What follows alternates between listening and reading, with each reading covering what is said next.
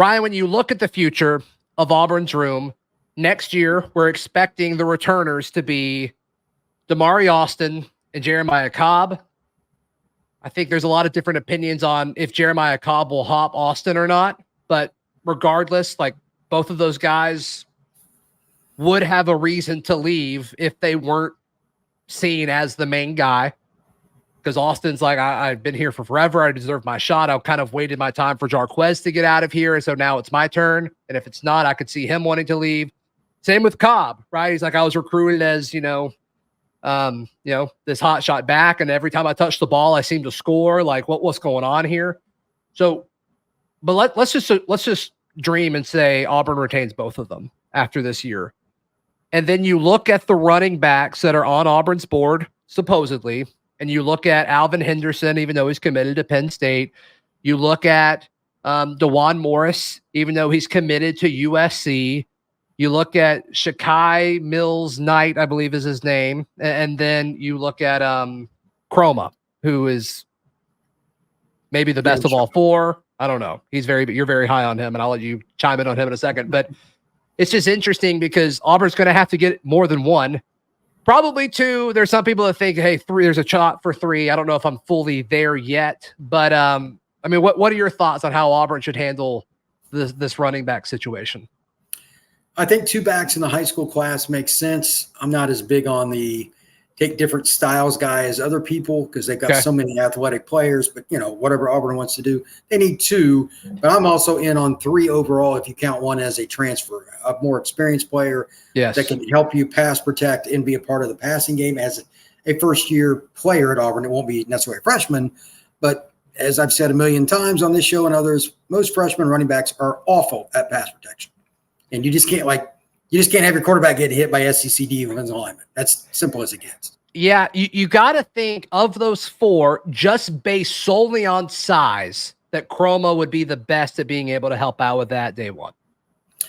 Well, Mills-Knight's even bigger. I just don't know what he's able to do. I've never watched him. I know Chroma personally, and that kid's an animal. He is. What stands out to you when you talk to Chroma?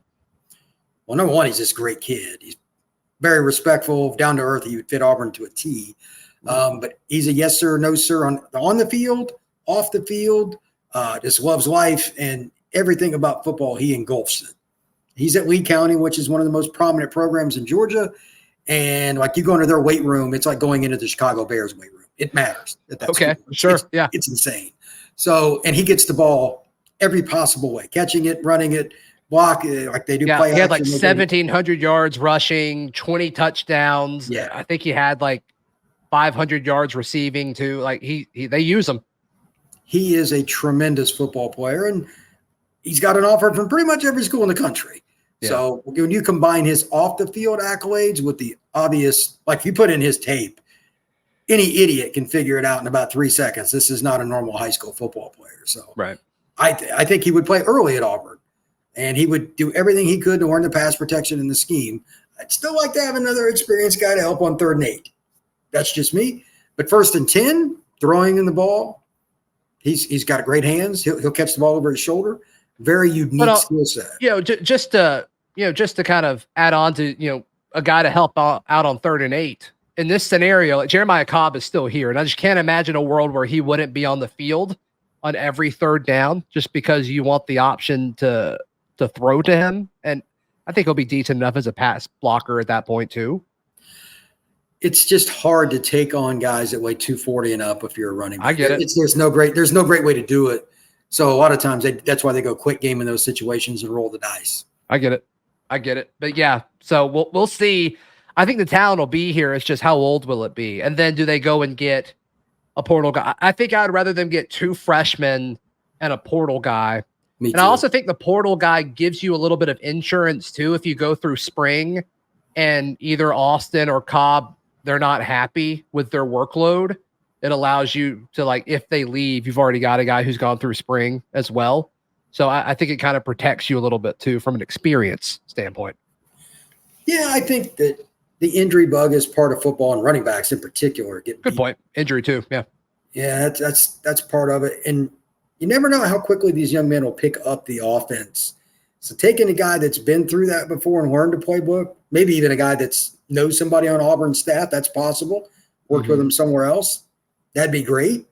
And it doesn't have to be a 20 carry guy. We're talking about somebody who might get 3 or 4 carries, but he's good in pass protection, can catch the ball. Yeah, or maybe he's a kick returner or something like that. Yeah, I mean, sure, has another role.